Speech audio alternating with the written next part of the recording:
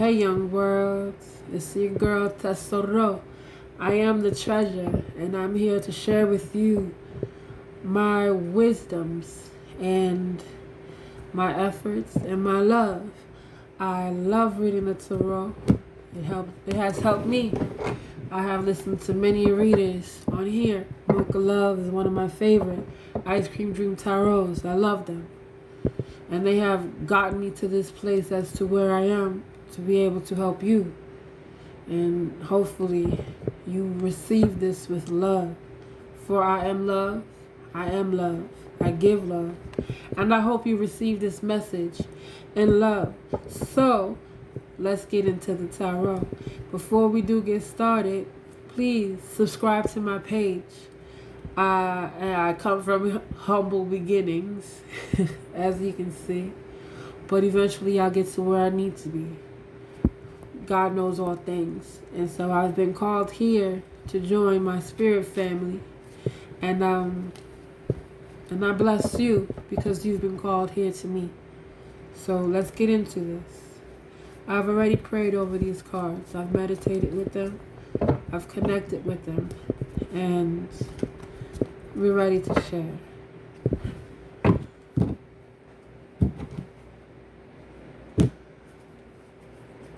I do read reversals because if it needs to be read that way, it needs to be read that way.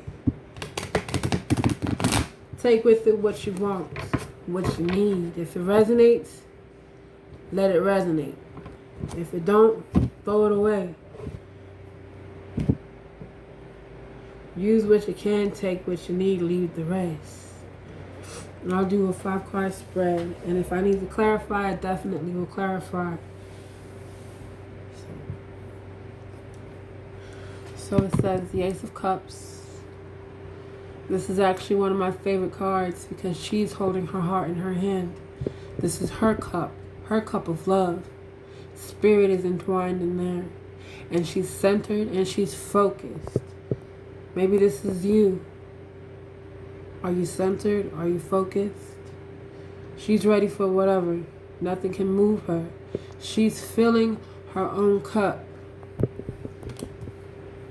Honestly, it's the best place to be. You don't need nothing from nobody because you know you can get it from yourself. This is the Judgment Card. Her spirit is free. It's like nothing is holding her into contempt. She's free, rejoicing. It's like the light is being shined on her. Spirit is there. Spirit is around her. Judgment has been cast and she is now free. Yet again, a good place to be. Because we all know as free as you can be just as held in contempt. You can be locked away just as easily. I would rather be free. But in order to get to a place like this, just imagine where she had to come from. Just imagine what she's being freed from.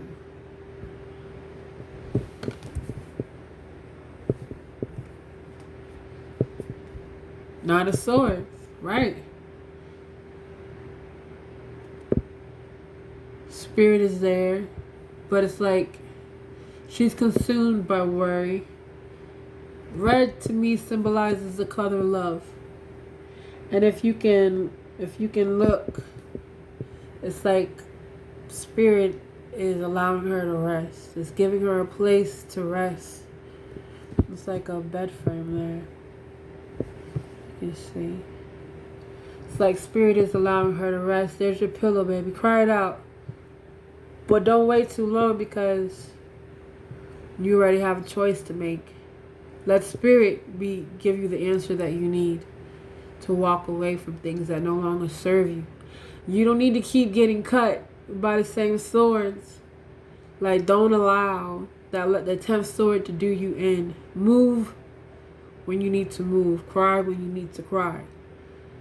But don't stay stuck. You probably know people who have been stuck in a situation or a mindset for many years and they don't know how to move or they just refuse. Don't be that person. Allow yourself to cry. Allow yourself to heal. But also allow yourself to move. Nine of Cups. Look. See, this card represents change.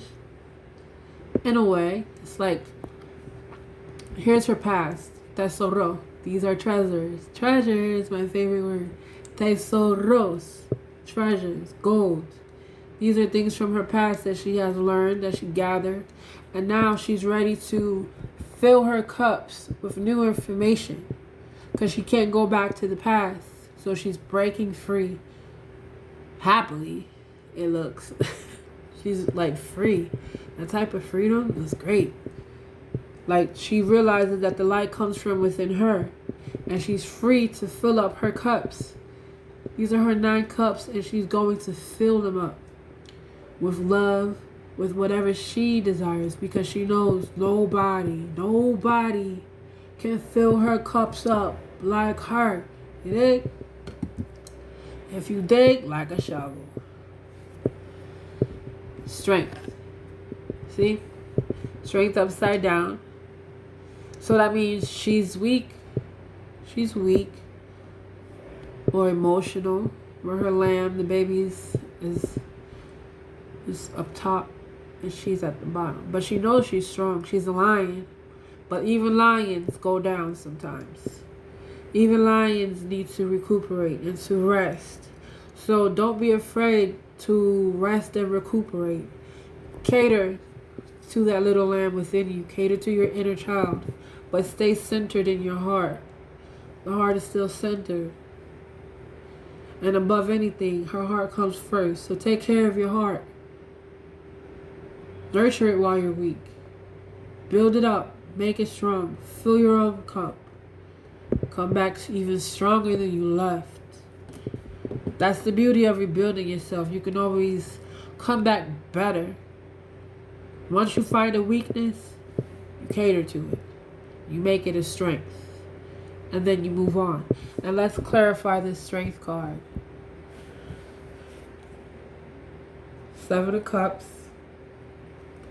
Meaning it's a lot of options on the table. And the person in the picture is definitely unsure of what to choose.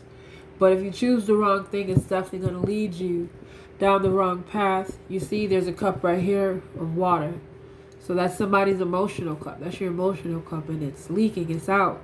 You're freeing your emotions. But then there's a cup of snakes. And you make this choice.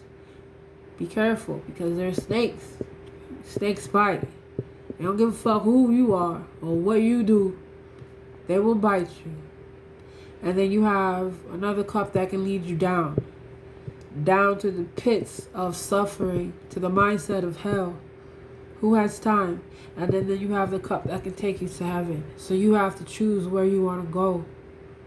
It's your choice. You could have it all. But you have to make a choice. You have to. You can't just stay undecided. You have to make a choice. Even if it leaves you weak, you made a choice. You stood for something, or you fought for nothing.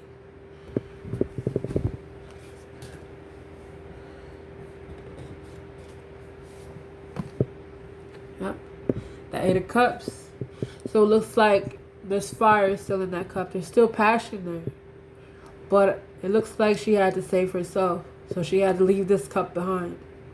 This cup had to stay. It's either I drown with you or I save myself and let you go. The fire is still there. Once there's love, there's always love. You can't extinguish love, but you can distance yourself from it. You can walk away from it if you need to. If it's a decision between me saving myself, saving my soul, and or being with another, I'm definitely going to save myself. Self-preservation is definitely the key, due to the fact that you have to be with you. You get in relationships with people sometimes, they change you. And I can speak from my experience. Being with somebody, loving them so much so till you lose yourself. And then years later, you looking at yourself like, who am I? I don't like anything that I'm doing. Like, I found myself stuck in a world of drugs and alcohol and partying and not wanting to take care of my responsibilities due to the fact that I was so consumed with another person. I loved that person more than I loved myself. And so therefore, any way he led me, I was willing to follow until I had to decide that my life is my own. I have my decisions to make. And you have to be discerning as who's going to be on your team. Because your people that surround you, they either weigh you down or they help you float. And you have to be the captain of your ship to see who is the anchors on your boats and who is willing to help you maintain your ship. You know? Everybody on board ain't on board. You feel me? And last one, just for fun's sake. Say, Five of Wands, reverse. Let me go ahead and clarify this with my book. Read what it says.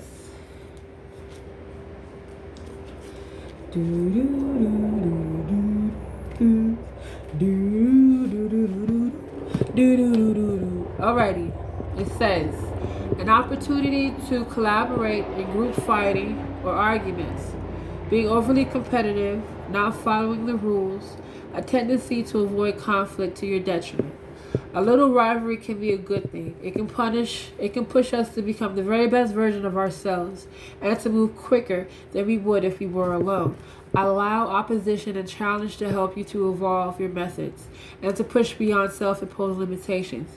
If competition becomes unhealthy and you are experiencing the shadow side of conflict and ambition, it's time to take a step back and retreat from energies that are hindering your progress.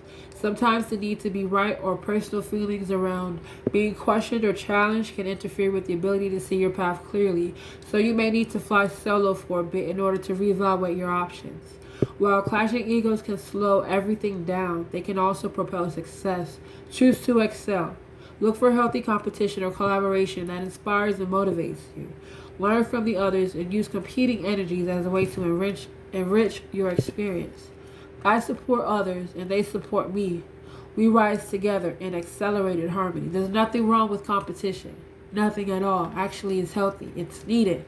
But when competition becomes detrimental to your health, to your ego, to your heart, and it makes you move different than how you would authentically, then it's not needed. It's no longer helpful. And then it becomes dangerous. And now it has you second guessing yourself. So always find time to nurture your mind, to nurture your health. But don't be so afraid of competition. You know, you can learn something from the people with you.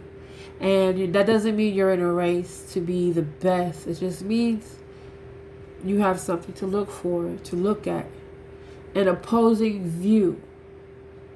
It's okay. We're not always right. But hey, don't let somebody convince you that you're always wrong. Because that's not true either. So, if you all enjoyed this reading, you all took the time to listen and get to the end of this, please hit the subscribe button. I do thoroughly appreciate your time. I express the abundance of gratitude.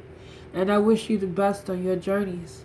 And may you come back here for more in the future. And if not, love and light, babies. Take it easy.